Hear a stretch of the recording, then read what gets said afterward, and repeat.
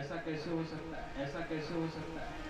लेकिन प्रभु की माया है, लेकिन प्रभु की माया है। हमें अपना काम करना चाहिए, हमें अपना काम करना चाहिए। द्वारपाल भीतर आए, द्वारपाल भीतर आए, और उस द्वारपाल ने आकर के द्वारिकाधीश से भगवान से कहा कि प्रभु आज तक एक से विभूतियां हमने स्वागत किया सबका, हमने स्वागत किया सबका, लेकिन आज जो विभूति आई है उसके जैसा आज तक हमने किसी को नहीं देखा। भगवान ने कहा अच्छा, भगवान क्या विशेषता है, क्या विशेषता है? तो सेवक कहता है शीश पगा न झगा प्रभु जाने को बसो धोती फटी दुपटी हर पाय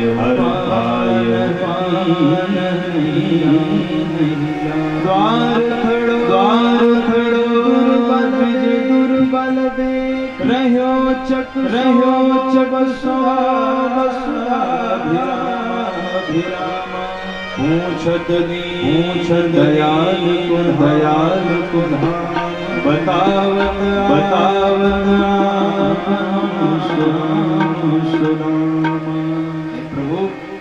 प्रभु एक ऐसा ब्राह्मण शीश पगा न जगा तन पे फटी धोती पहने एक दीनहीन दुर्बल ब्राह्मण दरवाजे पर खड़ा है, का पता पूछ रहा है और अपना नाम सुदामा बताया। जैसे ही सुदामा नाम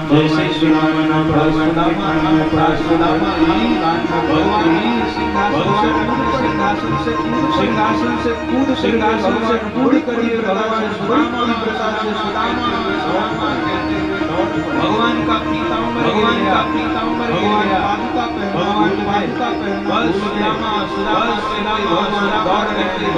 दौड़ सारे सभासद विभूति आ गई। अरे आज ब्रह्मा भी आए तो दौड़े नहीं, ऐसे दौड़े कौन विभूति आई है?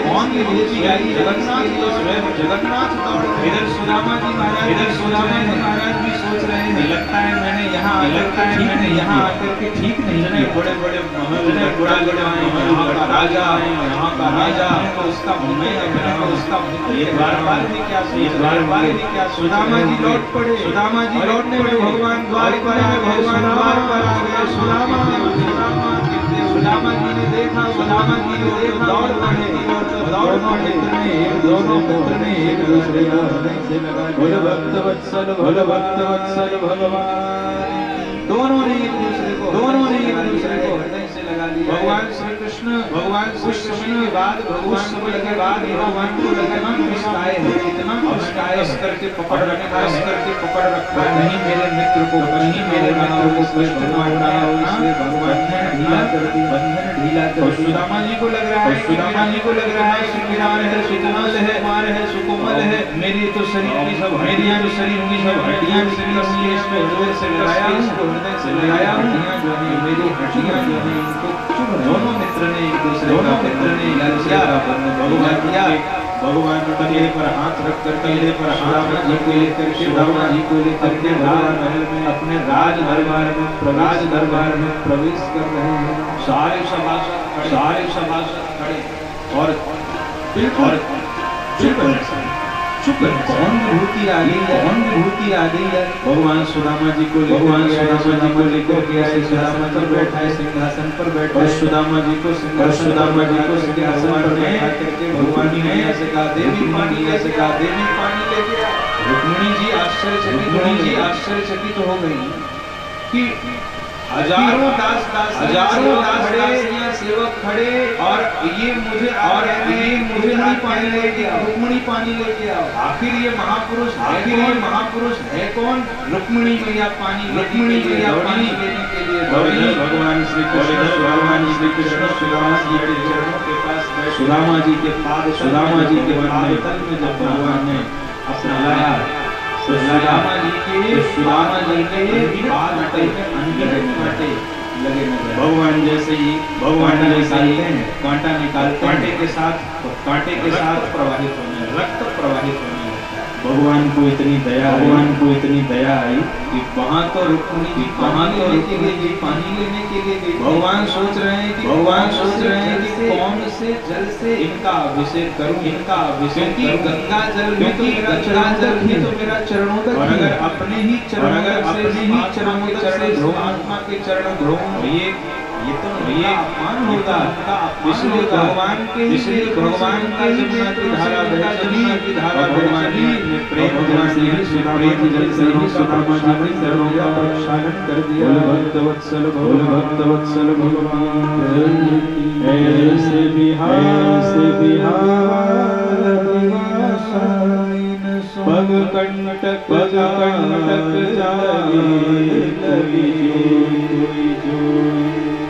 आय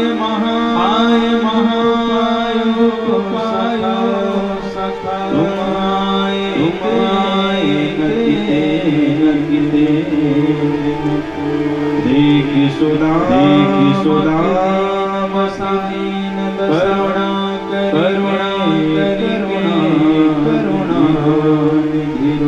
पानी परा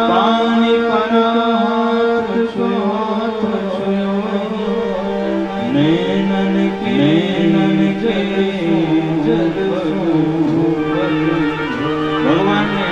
भगवान ने ऐसे ही सुदामा के जल से ही सुदामा आद प्रक्षालन कर दिया। इतने में रुक्मिणी मैया जल लेकर के आई, ये दृश्य देखा मैया रुक्मिणी मैया कृतम पुण्यम अवधूते श्रेयाहीन लोके गरिहिते अरे इस अवधूत ऐसा कौन सा पुण्य किया, साक्षात जगतपति अपने जल से चरणों का प्रक्षालन, इनके समान भाग्य संसार में दूसरा कोई नहीं। लक्ष्मी मैया सोच रहे आखिर इस अवधूत ने कौन सा पुण्य किया है जो इस अवधूत को ऐसा सौभाग्य मिल रहा है अपने भगवान नेत्रों के जल से इनका अभिषेक। अब भगवान ने भी सोचा कि सिंहासन पर बैठे रह के तो अपने मन की बात नहीं कहता है, इसलिए भगवान ने सोचा इनको अंतःपुर में लेकर के भगवान सुदामा जी को लेकर के अंतःपुर में आए। अब भगवान श्री कृष्ण सुदामा जी से वार्तालाप कहो मत। बड़े दिन बाद आए। एक बार बताओ कि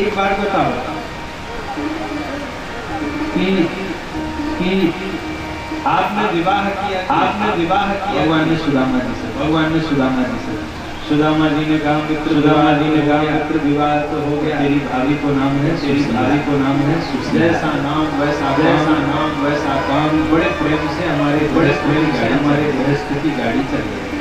भगवान ने कहा एक बात बताओ विवाह कर लिया होगा, भाभी जी को तो बता के आए हो। सुदामा जी ने कहा तेरी भाभी नहीं भेजो है, तेरी भाभी की कहने से आया। अच्छा भाभी जी ने भेजा है, भेंट तो जरूर ही दी होगी। भाभी जी ने कुछ ना कुछ मेरे लिए भेजा ही होगा।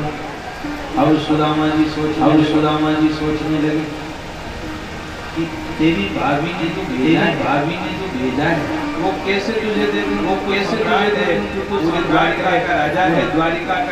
मेरे पास 4 घर के 4 मुट्ठी चावल है, तो 4 घर के 4 मुट्ठी चावल जी ऐसे दिया। अरे भैया कमियां क्या रखा है जो तेरे लिए लेकर के आए। भगवान ने कहा मित्र ऐसे नहीं, भाभी जी ने भेजा है तो कुछ तो भेजा ही होगा। सुदामा जी ने कहा कन्हैया हम कुछ लेके नहीं है। भगवान ने कहा मित्र आपकी बचपन की आदतें अभी भी गई हैं। याद करिए बचपन में जब हम लोग गुरु जी के लिए संध्या लेने गए थे, उस रात को कैसी मूसलाधार बरसात। सुदामा जी कहते कैसे भूल सकता हूँ मैं वो भयंकर रात्रि, हम लोगों ने पूरी रात बिताई। भगवान ने कहा मित्र और सुदामा जी ने कहा अरे भैया की बातें हैं, छोड़ भगवान ने कहा तो सीधे क्या होता है, भाभी जी ने क्या भेजा है। सुदामा जी कहते तू बार बार भाभी जी से अरे हम कुछ नहीं लेके आए तेरे लिए। भगवान ने कहा लगता है मेरा स्वभाव भूल गए। अरे मैं द्रव्य का भूखा नहीं। पत्रम पुष्पम फलम रोषमम फलम भगवान कहते हैं मैं द्रव्य का धन का भूखा नहीं हूँ। चाहे पत्र हो, चाहे फल पुष्प हो, जल हो, कुछ भी चढ़ाओ, प्रेम मैं उसे स्वीकार कर लेता हूँ। यहाँ अगर ध्यान दें भगवान ने पत्रम कहा नहीं, किसी पत्र का नाम नहीं लिया। भगवान ने सोचा अगर पत्र का नाम वो पत्र ना मिला तो पुष्पम यहाँ भगवान ने किसी पुष्प का नाम नहीं लिया। कोई भी पुष्प चढ़ा प्रेम से। फलम में भी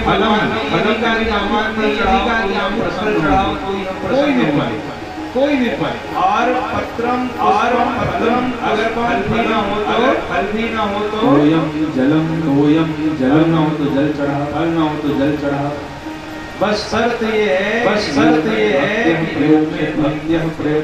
भक्ति के साथ मुझे प्रदान प्रसन्न हो जाता हूँ। सुदामा जी ने कहा भैया तो कुछ लेगी कर ले जाए, कुछ लेगी तुझे जाए हैं, कहाँ से तुझे दे। भगवान ने कहा मित्र बड़ी देर से दबा के बैठे हो। सुदामा जी ने कहा देख हाथों से भैया हाथ। भगवान ने कहा बात क्या है। यात्रा करके आए हैं इसलिए हाथों में थोड़ा दर्द हो। भगवान ने कहा तुम बेकार नहीं दबा रहे, तुम्हारे चरण ले आओ अपने आगे करो। सुदामा जी भगवान ने हाथ पकड़ जैसे झटका दिया दबा करके भगवान की आंखों में भगवान ने कहा मित्र इतना सुंदर भेंट मेरी भाभी सुंदर देखे भेजा है और आज छिपा रहे थे। तुरंत एक मुट्ठी चावल खाया और एक चावल चढ़ाया और एक मुट्ठी चावल खा सुदामा जी महाराज को प्रदान भक्तवत्सल भगवान। दूसरी मुट्ठी जैसे ही भगवान ने हाथ पकड़ लिया। संतों ने बड़े भाव दिए कि बस करिए सरकार भावनाओं में ना लिए स्वयं सुदामा बनना। एक लोग की संपत्ति दे दी, सब पर्याप्त अथवा जो संत ऐसा भाव देते हैं। मियाँ ने सोचा पत्नी क्योंकि पत्नी कौन जो पति का हित मियाँ को लगा कच्चे चावल में ज्यादा खाएंगे तो सीधे हाथ को ले लिया बस प्रसाद संत कहते हैं कि प्रसाद है। भैया ने कहा ये संत का दिया हुआ प्रसाद अकेले थोड़ी खाना चाहिए, हिस्से का ले लिया, हमारे हिस्से का हमारी संख्या है 16,000 तो ये पूरा हो जाए। पूरा प्रसाद रुक्मिणी मैया ने ले लिया और भगवान प्रसन्न हो गए। पश्चात भगवान ने कहा सुदामा जी मेरी भाभी जी ने ये भेंट भेजा है तो मेरे लिए संदेश भी दिया है। सुदामा जी कहते हैं हाँ भाभी संदेश दिया था।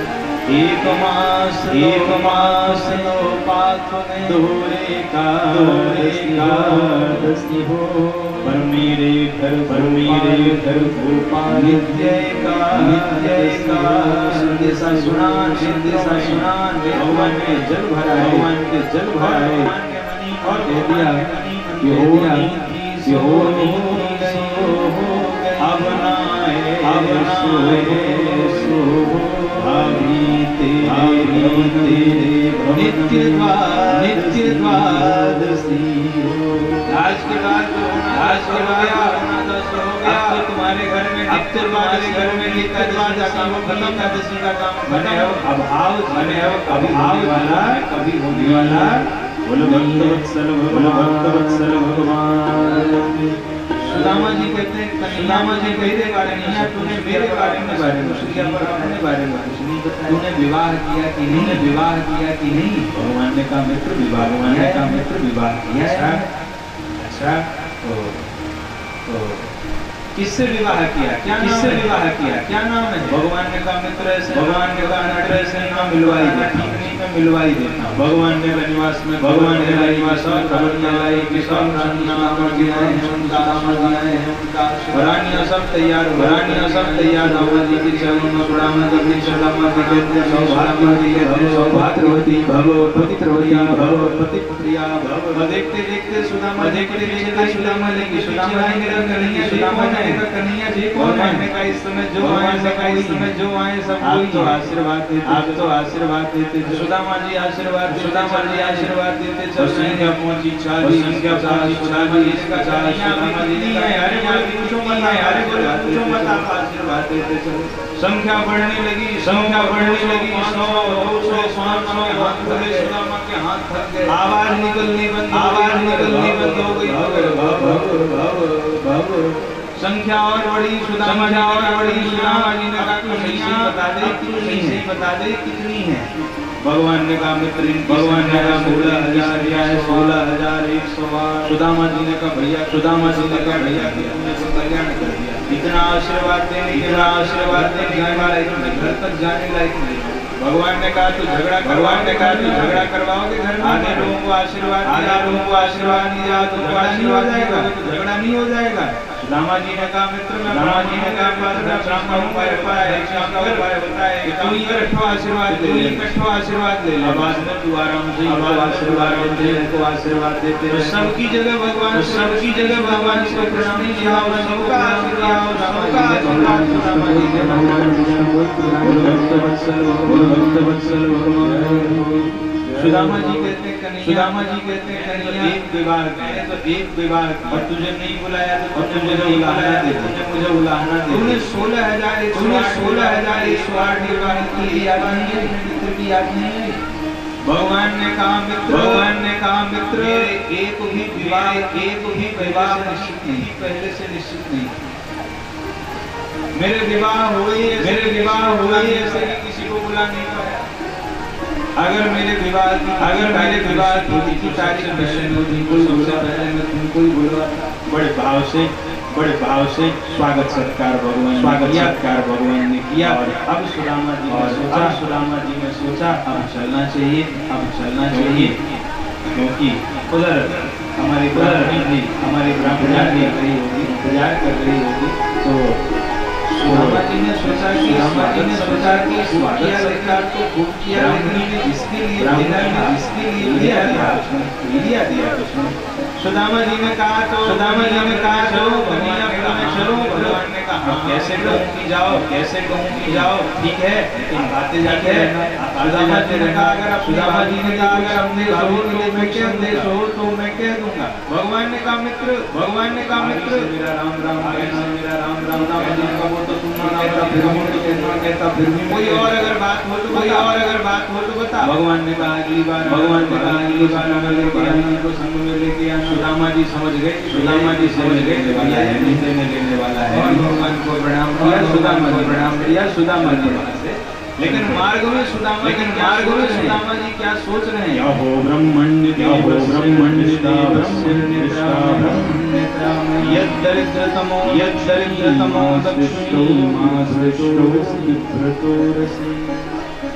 आज मैं जान गया कि प्रभु आप ब्रह्मण्य देव हैं। आपने इसलिए हमें धन नहीं दिया, अगर किसी निर्धन को धन मिल जाए तो वह आपको भूल जाता है। तो आपको लगा कि मैं आपका परम भक्त और कहीं धन पाकर के मैं आपको भूल न कर आपको विस्मृत न कर। इसीलिए आपने मैं आदर का आदर सुंदर भावना के साथ सुदामा जी महाराज आ रहे हैं। सुदामा जी आए तो देखा सुदामा जी ने कि जहाँ पर सुदामा जी की वहाँ सुंदर एक नारी बना हुआ है। सुदामा जी सोच रहे हैं यही मेरी हंसिया बन गया। इतने में सुदामा जी ने देखा सुशीला जी से आवाज आ रही है महाराज की। और सुदामा जी सोच रहे हैं सुदामा जी को लगा होंगे कोई महाराज। लेकिन मेरी कुटिया तो यहीं पर सुशीला आरती का धार किए और सब श्रृंगार किए और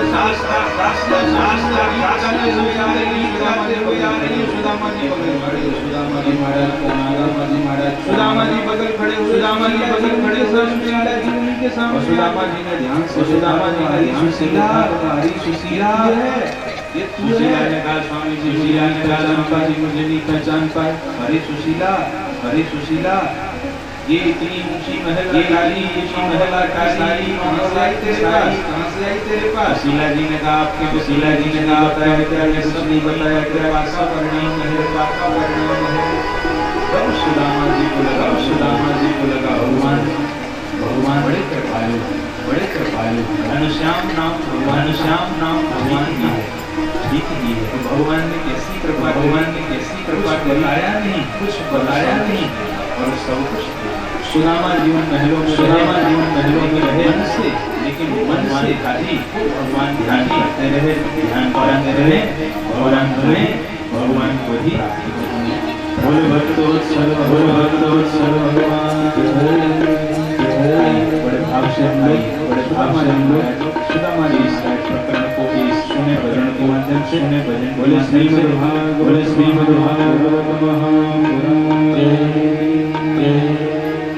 मंदिर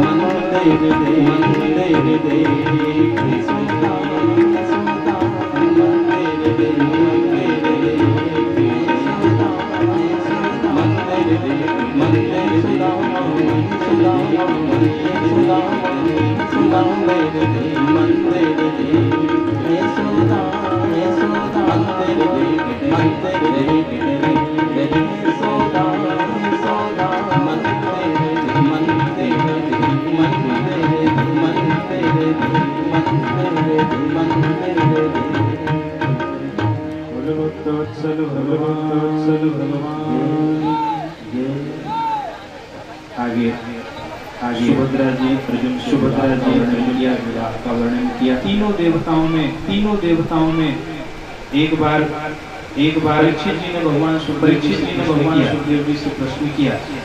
परीक्षित जी प्रश्न करते हैं, परीक्षित जी प्रश्न करते हैं, ये महाराज कृपा करके ये बताइए, तो जो लोग भगवान से प्रायः देखा जाता है, प्रायः देखा जाता है कि वो धनी हो, जो भगवान नारायण की उपासना करते हैं, इसका कारण क्या है? सुखदेव जी महाराज कहते हैं कि राजन, इसका कारण ये है कि भगवान शिव आशुतोष है, बिना विचारे सब कुछ प्रदान कर देते हैं। आशुतोष तुम अवढ़ दानी, भगवान आशुतोष है, कुछ विचार नहीं कर, जो जिसने मांगा भगवान ने वो दे दिया। लेकिन भगवान श्री भगवान नारायण विचार करते हैं और विचार करने के बाद ही फिर वरदान एक भस्मासुर नाम का एक राक्षस था। उसने भगवान शिव की पूजा करी, उपासना। भगवान शिव जब प्रसन्न हुए तो भस्मासुर ने कहा कि प्रभु मुझे जिसके सिर पर हाथ भस्म हो जाए। शिव जी ने आशीर्वाद दिया और जैसे ही शिव जी ने आशीर्वाद दिया तो भगवान शिव के पास माता पार्वती खड़ी और उस भस्मासुर के मन में गौरी हरण की ही लालसा। तो उसने सोचा भगवान शिव के सिर पे मैं अपना हाथ भस्म हो जाएंगे भगवान शिव की क्या कर रहा है? भस्मासुर ने कहा, भस्मासुर उसी का नाम दिया है, उसे करके देखने जा रहा है, वो सत्य नाम दिया है, वो सत्य है। भगवान ने कहा तो प्रयोग के लिए नहीं मिला, मैं तो आपकी सिर पे हाथ रखा। जैसे ही जो है भगवान के सिर पे हाथ भगवान शिव भाग रहे भस्मासुर के पीछे। इधर लक्ष्मी मैया को बड़े संकट में है, जाइए उनकी रक्षा करें। तब भगवान नारायण वहाँ पर साधु वेश ब्रह्मचारी का वेश बना करके और भगवान नारायण गए भोले बाबा ने देखा श्री नारायण आ गए तो भगवान ठहर गए। ब्रह्मचारी के वेश में भगवान नारायण थोड़ा विश्राम करो, रुक जाओ। भस्मासुर ने कहा अच्छा भोले शंकर भाग गए तो भगवान नारायण ने कहा भोलेनाथ आप भी ठहर जाओ। तो भस्मासुर को लगा बड़ा चमत्कारी महात्मा है, उसने एक ही बात में भोले बाबा को विरोध दिया। भस्मासुर ब्रह्मचारी के वेश में भगवान नारायण क्यों दौड़ रहे हो उनके पीछे? भस्मासुर ने कहा मैं इसलिए दौड़ रहा हूँ, मैंने इनसे आशीर्वाद जिसके सिर पर हाथ रखूं वो भस्म हो जाए। भगवान नारायण का वही वरदान दे दिया। क्या मतलब वही वरदान दे दिया? ब्रह्मचारी जी ने कहा यही वरदान तो इसने हमको भी दिया। देखो सिर पे हाथ रख रहा, तुम भी रख के देखो। भस्मासुर ने कहा हमको इतना बेवकूफ समझ के सिर पे हाथ रखूं भस्म हो जाऊं। भगवान नारायण ने कहा तो इतना अगर भले मेरी बात पे विश्वास नहीं है नीचे तक अगर आँच लगेगी तो भस्म हो जाएगा, नीचे भस्म हो जाएगा। फिर नीचे आँच न लगे तो समझ लेना संसार पे रहने वाला थोड़ी सबको वरदान। ले जाओ हाथ अपना सिर। भस्मासुर को लगा बात कह रहा है आग तो लगेगी, आँच नीचे ले जाऊंगा तो आँच लगेगी तो समझ जाऊंगा हाथ हटा दूंगा। भस्मासुर हाथ नीचे लेगा, आँच लगी क्या और नीचे ले जाओ हाथ छुआना मत। देखो हाथ भस्मासुर और नीचे लेके आँच लगी क्या? एकाध पूरा ही रख लो, कुछ होने वाला नहीं। भस्मासुर भगवान के चक्कर पूरा हो गया।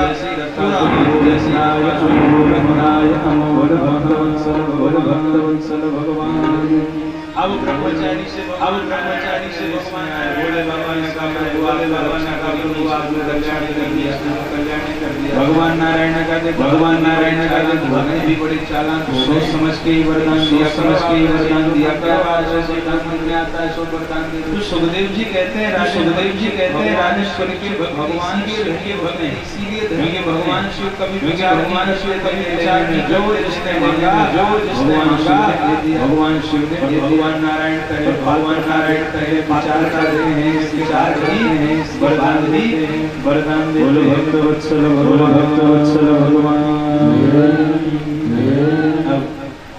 अब एक बार भृगु महाराज परीक्षा देवताओं में बड़ा भृगु महाराज भगवान सूर्य लेके दौड़ा। ब्रह्मा जी के यहाँ गए ब्रह्मा जी में दौड़ा। जब भगवान नारायण ने लात मारी भगवान नारायण कहते हैं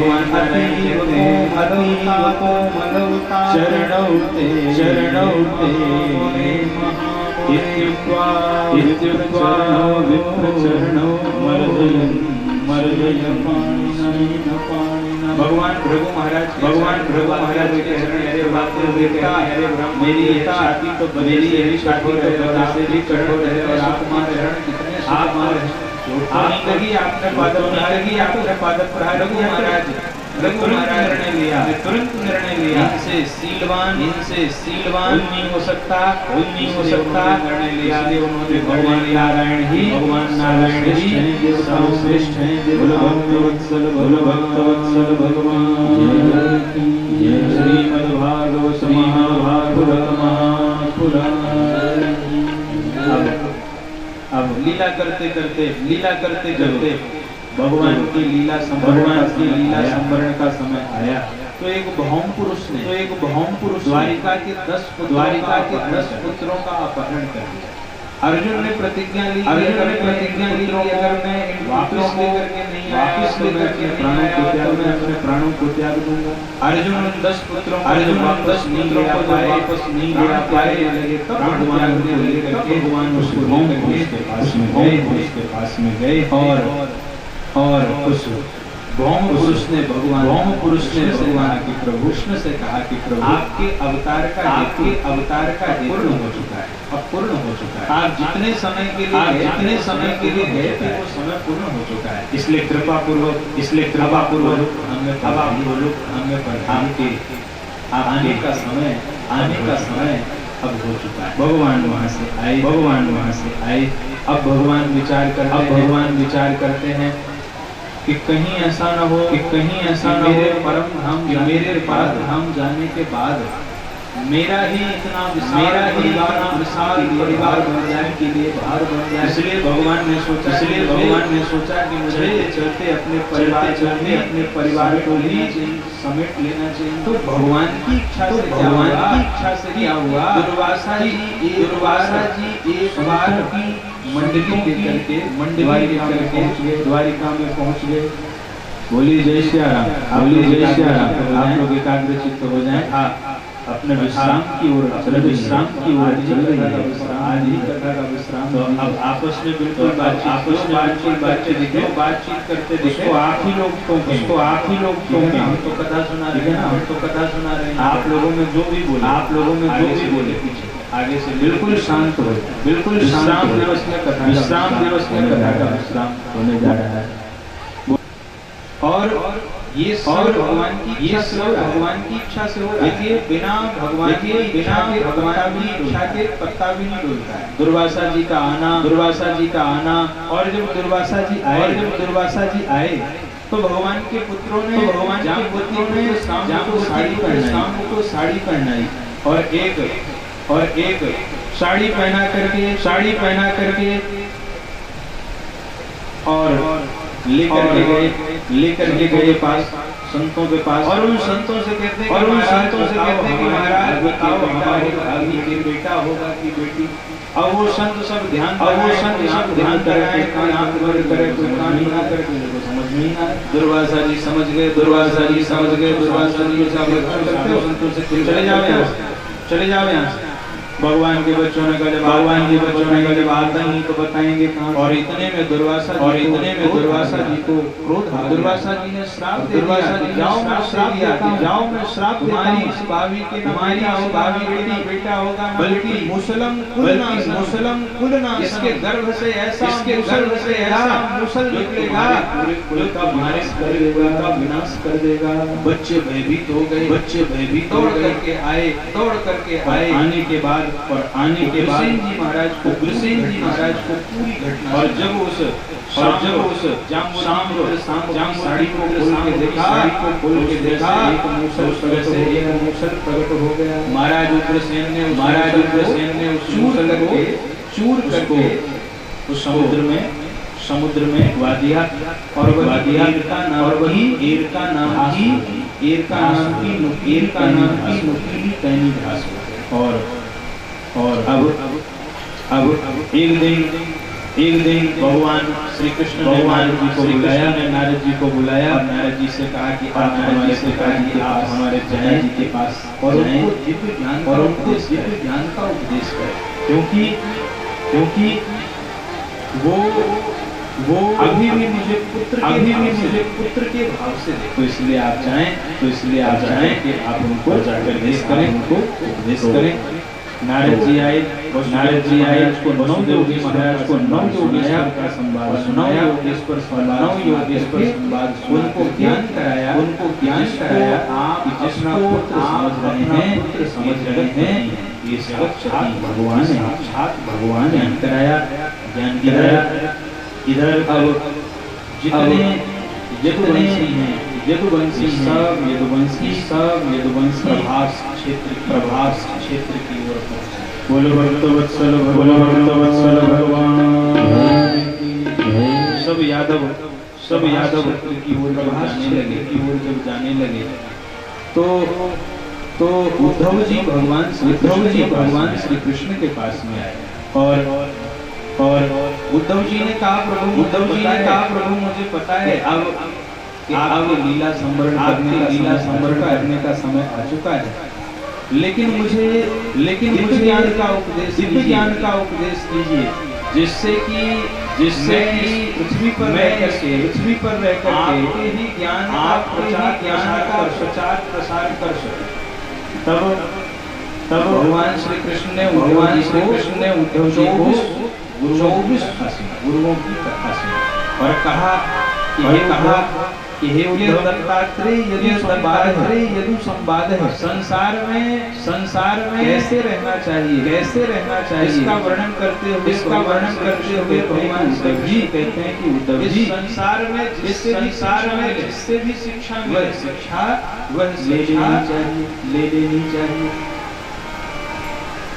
24 गुरु संवाद सुनाते हुए भगवान श्री कृष्ण कहते हैं कि जीवन में जिससे भी शिक्षा मिले उसे ही अपना गुरु बने। पृथ्वी वायु आकाश चंद्रमा सूर्य कबूतर अजगर पत्रिका को भी गुरु बनाया, हाथी को गुरु बनाया, चंद्रमा ऐसे करके 24 गुरु बनाए। पृथ्वी को गुरु बनाकर क्या सीखा? पृथ्वी को गुरु बनाकर धैर्य सीखा। पृथ्वी माता का गुण क्या है? धैर्य। आप पृथ्वी में कहीं भी गड्ढा करिए, पृथ्वी माता कभी दंड नहीं दे, क्योंकि हमने धैर्य। पृथ्वी को गुरु बनाकर क्या सीखा? हमारे धैर्य होना हर परिस्थिति में अनुकूल परिस्थिति में सब धैर्यवान बन जाते हैं, पर प्रतिकूल परिस्थिति धैर्य बना है। प्रशंसा की जो धीरज धर्म मित्र और नारी आपन चारी। तो पृथ्वी को गुरु बना के सीखा धैर्य। वायु को गुरु बनाया, वायु को गुरु बनाया तो असंगता सीखी। वायु सब जगह बहती है, वायु सब जगह बहती है, लेकिन वो वायु सब जगह रहते हुए भी किसी सुगंध को अपने में आत्मसात नहीं, असंग भाव से विचरण कहती है। हमें भी अनास चाहिए, संसार ये किसी भी कर्म में, किसी भी कर्म में आसक्त नहीं हो जाना चाहिए और उसके सुख और दुख का भागी हमको बनना। आकाश को गुरु बना, आकाश को गुरु बना के व्यापकता, जैसे आकाश व्यापक, ऐसे ही हमारा चरित्र भी व्यापक होना चाहिए। हमारा चरित्र हमारा नहीं होना चाहिए, व्यापक चरित्र होना चाहिए। आकाश को गुरु बना, ये आकाश को गुरु बना के सीखा। जल को गुरु बनाया, मधुरता से, जैसे जल मधुर होता है, ऐसे पानी से मधुर होना चाहिए, व्यवहार से मधुर होना चाहिए। किसी से बातचीत करें, मधुरता से करें, सामने से करेंगे, सामने वाले को मधुर वाणी है, मधुर वाणी, चरित्र मधुर हो। किससे सीखा? गुरु बनाए, जल को गुरु बना करके सीखा। चंद्रमा को गुरु बनाया, क्या सीखा? चंद्रमा को गुरु बना के ये सीखा और बढ़ना, घटना और बढ़ना। चंद्रमा का काम नहीं, उसकी कलाओं। चंद्रमा की कलाएं बढ़ती हैं और कलाएं बढ़ता है। इसी प्रकार घटना बढ़ना है, शरीर का धर्म है। हमारी आत्मा हमारी ज्यों की त्यों रहती है, ना वो घटती है, ना बढ़ती है, ना बढ़ती है, ना जलती रहती है, ना मरती है। जल उसे वायु से अस्त्र से काट नहीं सकते। आत्मा अजर अमर है, बढ़ता है, ये शरीर क्षीण हो जाता है, जैसे चंद्रमा नहीं घटता, उसकी कलाएं घटती। तो चंद्रमा को गुरु बनाया, अजगर को गुरु बना के क्या सीखा? बोले अजगर कुछ करता नहीं है। अजगर करे न चाहते, पंछी करे न दास मलुका, अजगर कुछ नहीं करता, ये भी उसका भगवान उस पर भी कृपा कर दे। तो अजगर को गुरु बना के यह सीखा, भाग्य में जो लिखा है मिल करके रहेगा। उसके लिए आप करें, कोई प्रयत्न करें, जो भाग्य में लिखा है होकर के ही रहेगा। मधुमक्खी को गुरु बना, क्या सीखा? मधुमक्खी को गुरु बना के सीखा कि मधुमक्खी बड़ा संचय करती है, शहद इकट्ठा करती है, और इतना संचय करती है, इतना शहद इकट्ठा करती है। होता क्या है? उसको मिलता कुछ नहीं। हम लोग क्या करते हैं? शहद अपने उपयोग में ले लेते। तो मधुमक्खी ने शहद का संचय किया, उसके काम में इसी प्रकार जीव को बहुत ज्यादा संचय नहीं करना। जितने से काम चले, काम चलाते रहना चाहिए। एक बाण बनाने वाले को गुरु बनाया, बाण बनाने वाले को गुरु बना के क्या सीखा? व्यक्ति बाण बना तेज कर रहा था। एक बारात पूरी उसको पता ही नहीं चला। बारात निकलने के बाद वो कहते हैं महाराज इधर से बारात निकल गई, आपने नहीं जा, तो उसने कहा नहीं, तो कुछ नहीं सुनाई पड़ा। अर्थात अपने काम में अपना तल्लीन था वह। पूरी की पूरी बारात चली गई। बारात के बैंड बाजे पड़े, तो सुनाई नहीं पड़े। बाण बनाने वाले से यही प्राप्ति कभी हो सकती है जब हमारा मन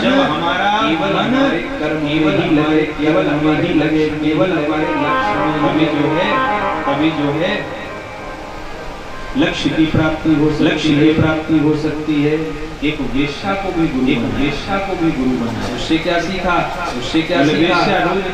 वेश्या रोज पुरुष का इंतजार कर रही थी। एक दिन सारा दिन इंतजार आया, उसको ग्लानि हो गई, उसको ग्लानि हो गई। जिस तरह मैं सांसारिक पुरुषों का इंतजार इसी तरह मैं परमात्मा का इंतजार करने को जब प्राप्ति हो जाएगी और उसने भगवान की आराधना करके प्राप्त कर। इस प्रकार एक एक कर 24 गुरु बनाए और देखिए 25वां हमारा ये मानव शरीर भी हमें शिक्षा देता है। जीवन किस लिए मिला है?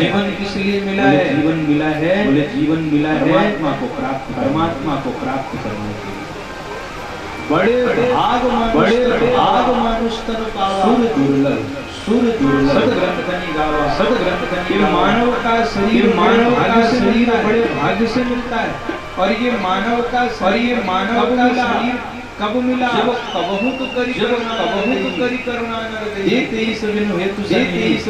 भगवान कृपा करते हैं, तभी हम मानव का शरीर तो जब भगवान कृपा करें और उसके बाद का शरीर मिले, भगवान का भजन करना चाहिए। भोग विलास में शरीर का इस मानव शरीर का उपयोग करना चाहिए, क्योंकि बड़ा दुर्लभ है। ये मानव शरीर तो देवताओं को भी दुर्लभ है।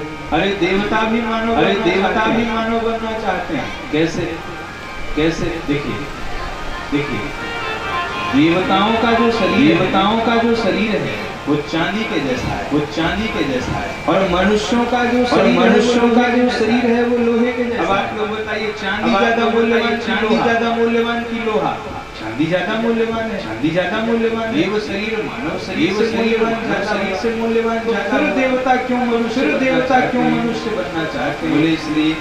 बोले इसलिए कि एक मणि होती है जिसमें अगर चांदी को छुआ दिया जाए तो कोई फर्क नहीं पड़ता, पर अगर लोहा स्पर्श कर जाए बन जाता है, सोना बन जाता है। तो मणि क्या है? सत्संग ही वह मणि। देवता सत्संग करेंगे, चांदी के चांदी है। पर हम मानव अगर सत्संग करें तो हम लोहे से वैकुंठ धाम के अधिकारी हो। कितनी महिमा है सत्संग। बड़ा सुंदर उपदेश दिया। उद्धव जी कहते हैं आपकी प्राप्ति का सरल भगवान ने कहा सत्संग। मेरी प्राप्ति का सबसे सरल साधन है सत्संग। उद्धव जी प्रसन्न होकर बद्रिकाश्रम चले। भगवान की पादुका लेकर और यदुवंशी समुद्र के किनारे आए। युद्ध करने लगे, आपस बात पर क्लेश करने लगे। क्लेश और बढ़ गया। ईर्का नाम की घास उसी को उखाड़ के दूसरे का गला काटने लगे। जब दाऊ भैया समझाते हैं तो उनसे ही झगड़ जाते हैं। दाऊ भैया भी अपने समुद्र में स्वरूप में परिणत होकर भगवान के धाम चले गए। धीरे करके यदुवंशी थे सब समाप्त हो गए। 4-5 देश भगवान प्रशांत मुद्रा में लेटे हुए हैं। भगवान के चरण नख को पशु समझ करके में बाण चला दिया। बाण भगवान के चरणों में आकर के लगा। वो बहेलिया दौड़ता हुआ आया, भगवान को देखा, शुरुआत करने लगा कि भगवान ने कह दिया मम्मी इच्छा से हुआ है, क्योंकि मेरे परम सामने आने का समय आ गया। उसी समय भगवान ने दारुक सारथी को बुलाया। दारुक सारथी से कहा कि तुम जाओ द्वारिका वासियों को आज द्वारिका समुद्र में समाहित हो गए। जो लोग भी द्वारिका से निकलना चाहे सब रोता बिलखता वह द्वारिका की ओर गया, और चिन्मय सच्चिदानंद भगवान का वह चिन्मय सारे देवता खड़े भगवान की जय जयकार कर, और भगवान का वह तेज कहाँ गया? भगवान का वह तेज इसी श्रीमद् भागवत में आकर समाहित हो गया। श्रीमद् भागवत महापुराण भक्तवत्सल भगवान। इस प्रकार भगवान अपनी लीला संपन्न करके परम धाम को गए। कलयुग में मुरादाबाद में जब कलयुग के 800 वर्ष शेष रहेंगे, अवतार होगा अवतार भगवान को अवतार करके पुनः धर्म की स्थापना करेंगे और वहीं सतयुग का प्रारंभ। सुखदेव जी महाराज कहते हैं राजन, भगवान के परम धाम जाने के बाद पांडवों ने स्वर्गारोहण किया, बन गए, आप राजा बन गए, आपको श्राप मिला, 7 दिन से भागवत की कथा अब हमारे भी चलने का परीक्षित जी ने कहा हाँ आज ही तो मुझे मरना, आज रक्षकनाथ मुझे डसेगा। कहते तुम तू राजन वसुबुद्धि में माम, हे राजन तुम मरोगे, तो वसुबुद्धि को त्याग कर सकते, तुम नहीं मार सकते, भगवान शिव सिर पर हाथ रखा और पूरे दिव्य ज्ञान हो गया।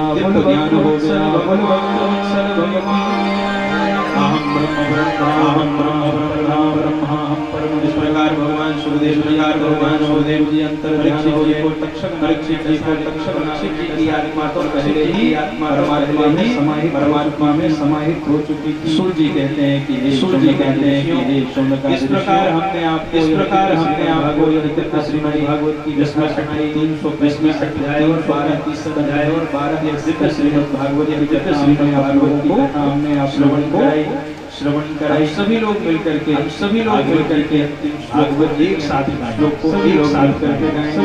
करके नाम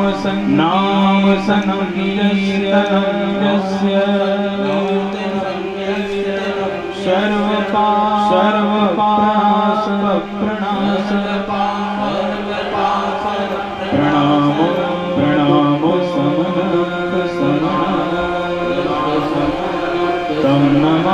तम नमामि हरिं नाम सनं यस्य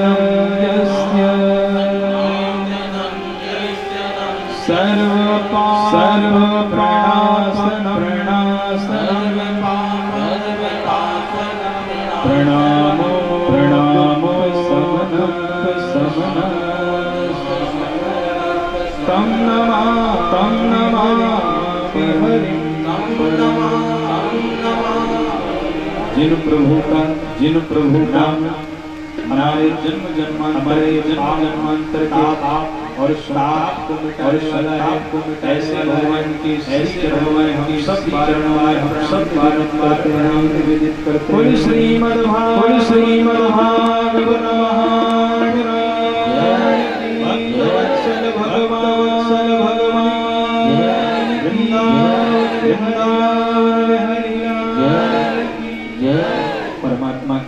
परमात्मा की कृपा, असीम कृपा हम लोग सब लोगों के ऊपर हुई है। धन्यवाद के क्रम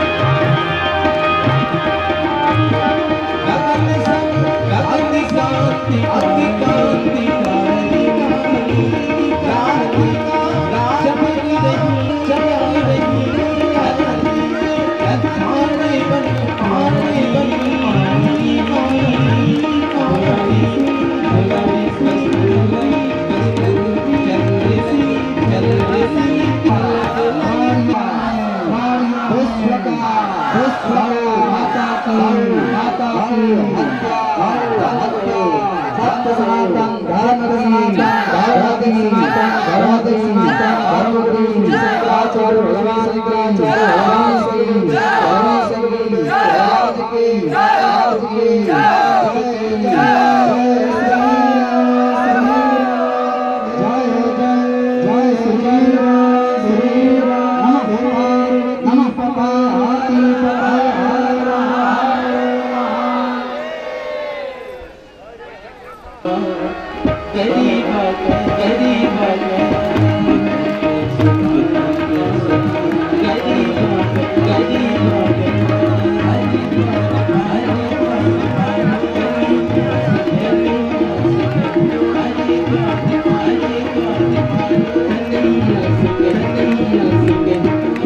जय जय